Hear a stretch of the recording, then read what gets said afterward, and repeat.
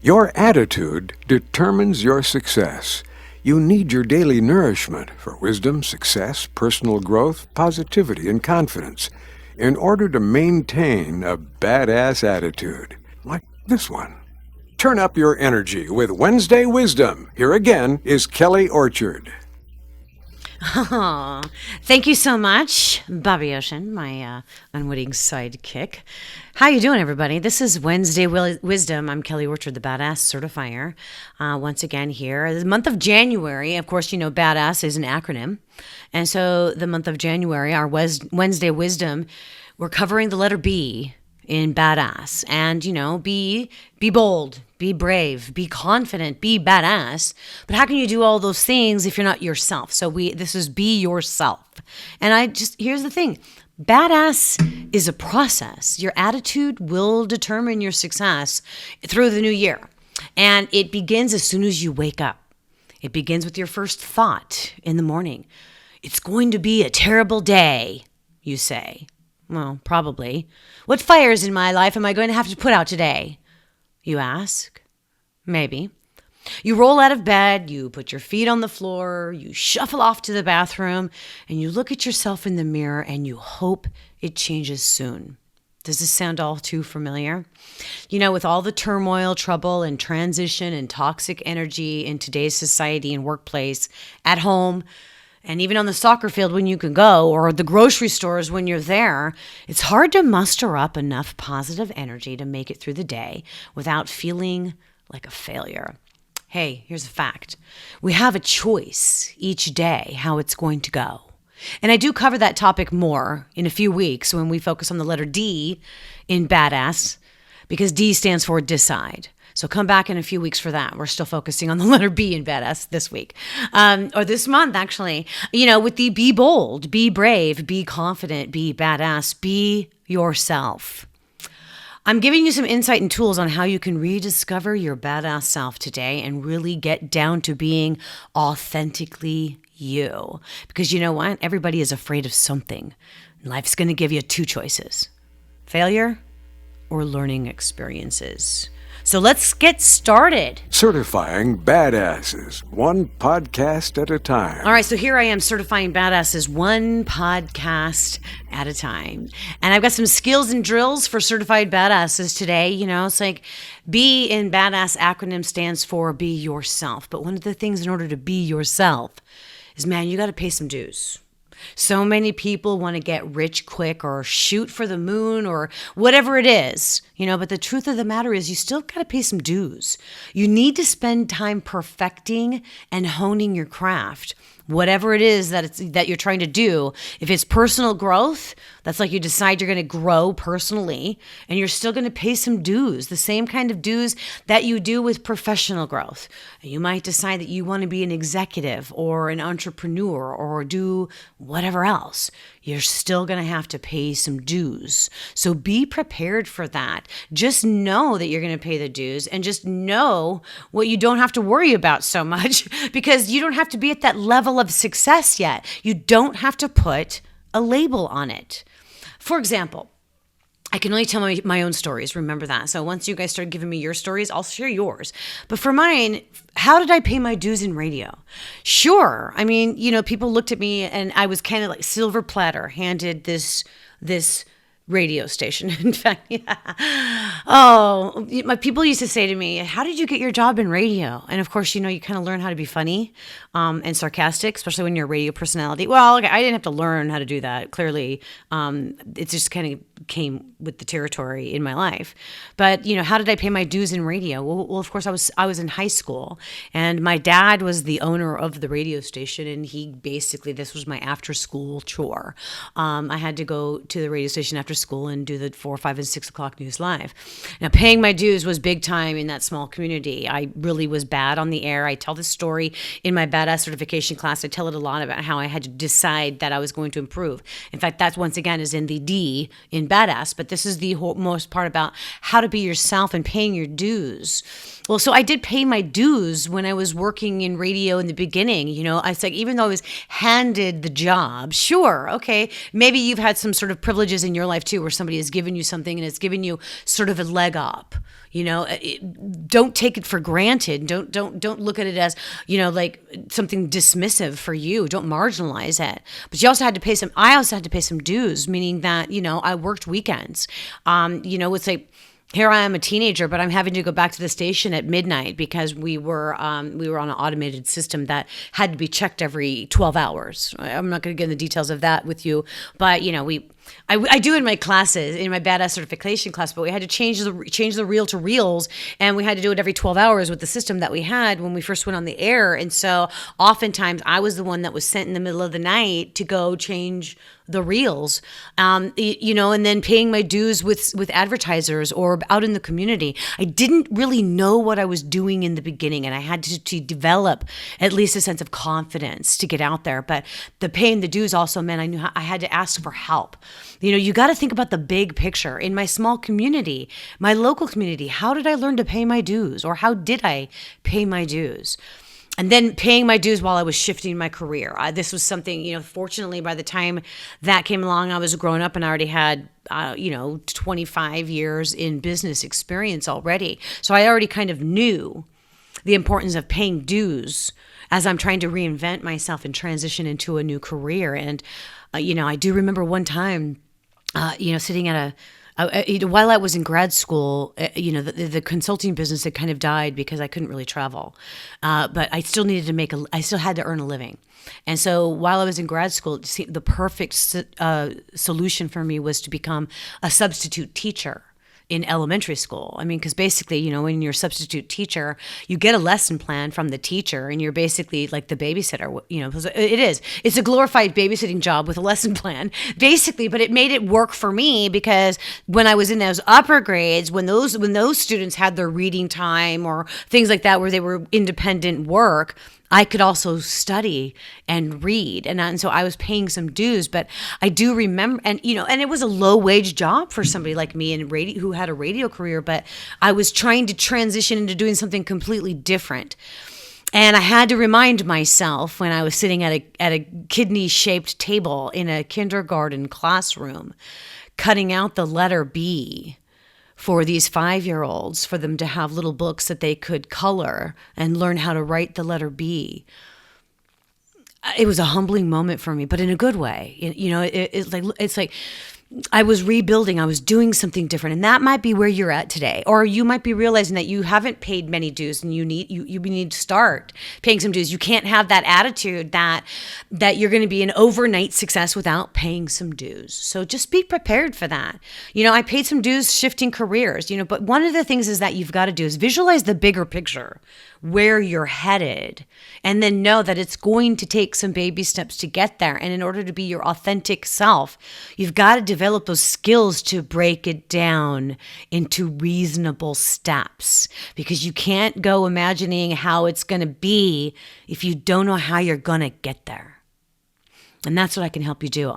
I visualize this big picture. So whether I'm choreographing an entire production or one little dance, putting on a big class, or designing a plan for growth, visualize the big picture first. How you view it will determine what you do next. You decide. What do you fear about failure? Judgment, ridicule, condemnation, depression, job loss, financial loss, anxious, unlikable, low self-worth, confused. These are all emotions that come from fear.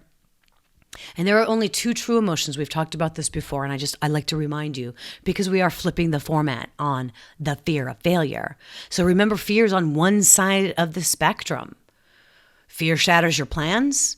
Fear limits your choices. Fear hinders your growth. Fear stops your progress. Fear diminishes your courage.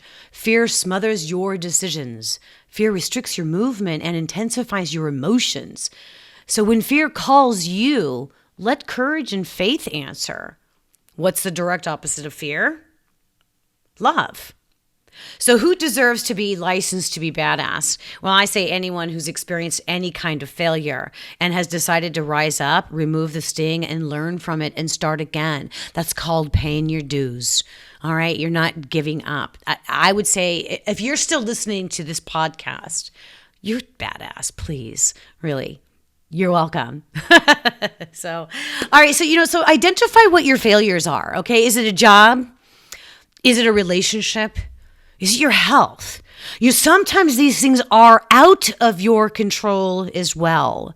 So sometimes failure is not your fault. Remember that. Just because something has failed doesn't necessarily always mean that it was something that you did wrong.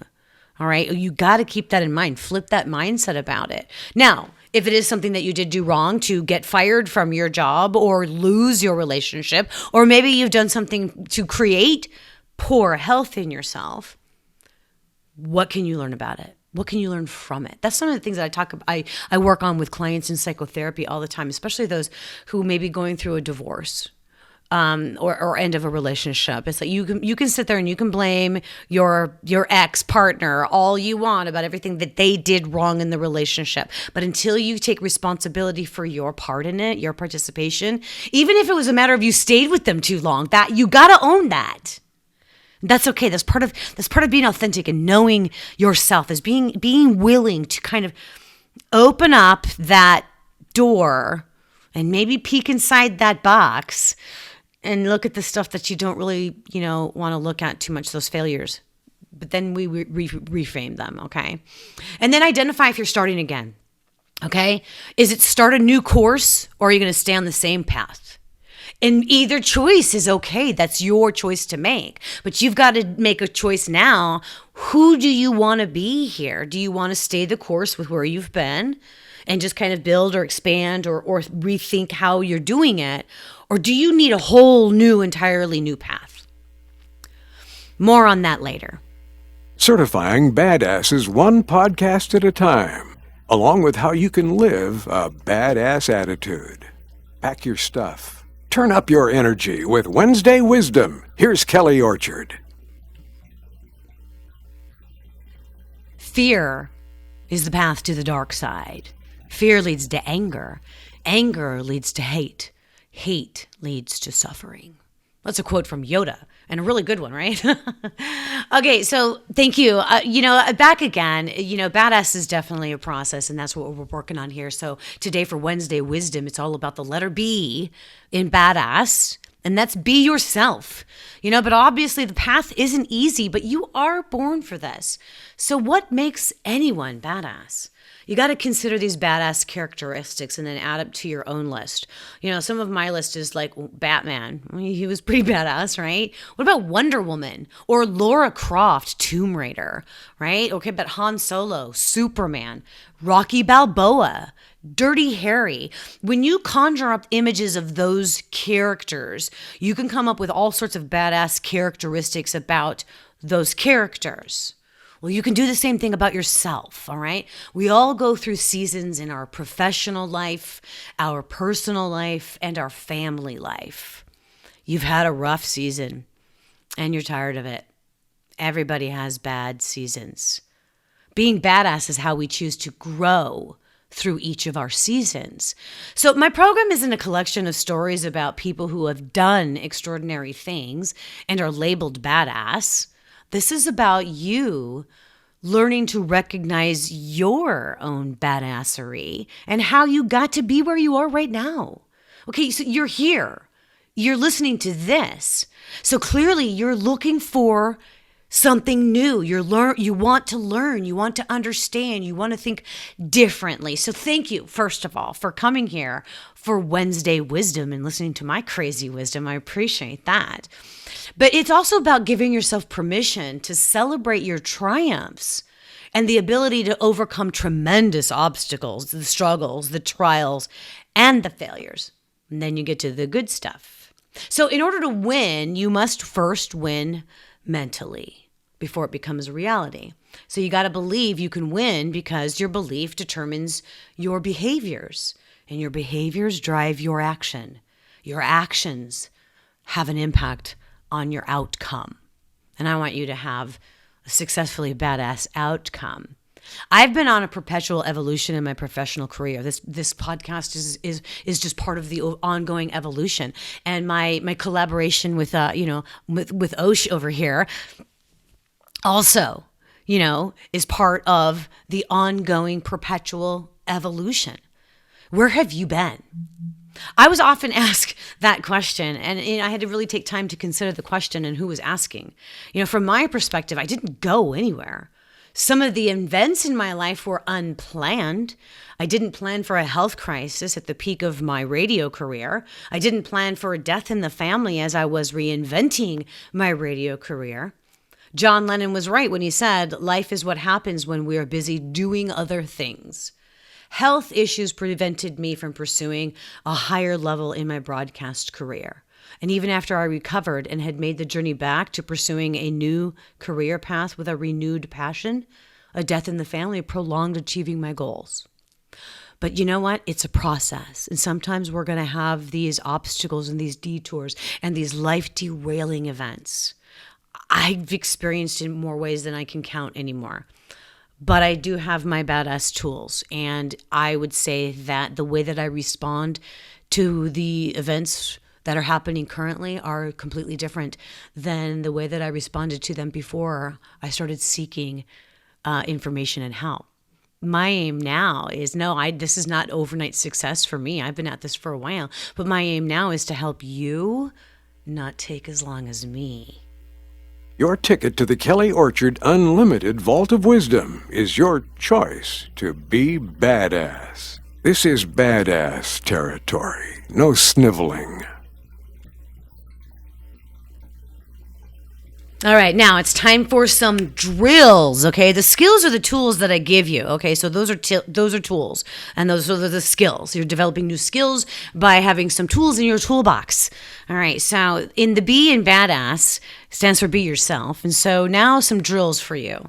The first drill is about stress and burnout. I just kind of want to give you a little bit of information about stress and burnout and how you need to reduce it, okay? So, statistically, culture trends of 2020 was that burnout was already the number one issue. I'm sorry to laugh. I laugh just because it's like how ironic, right? Seriously, nobody counted on that. But, the culture was changing at the beginning of the year with the speed of technology in society. That's why in 2020, companies were trying to discover new ways to address culture issues and create workplaces that would help people thrive. But the thing is that the bottom fell out, didn't it? Burnout is very real and even more so now.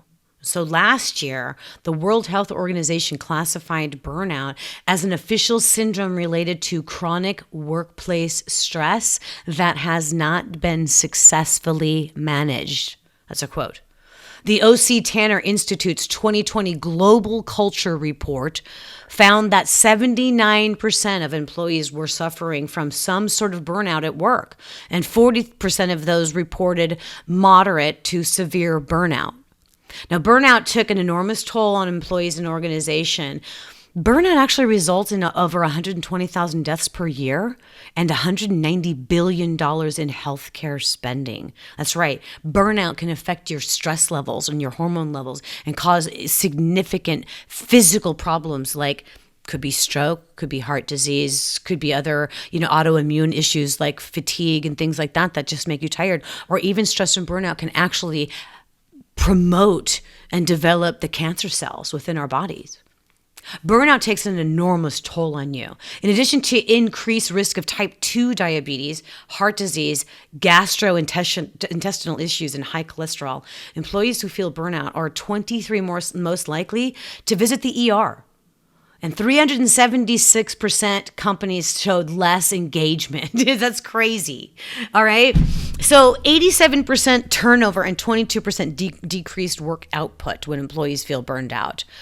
Burnout affects everyone, regardless of your age, your role, your industry, or your tenures. I know that I've got some students, high school students listening to this podcast. Thanks, guys. And I also know that I've got some aging seniors listening to this podcast.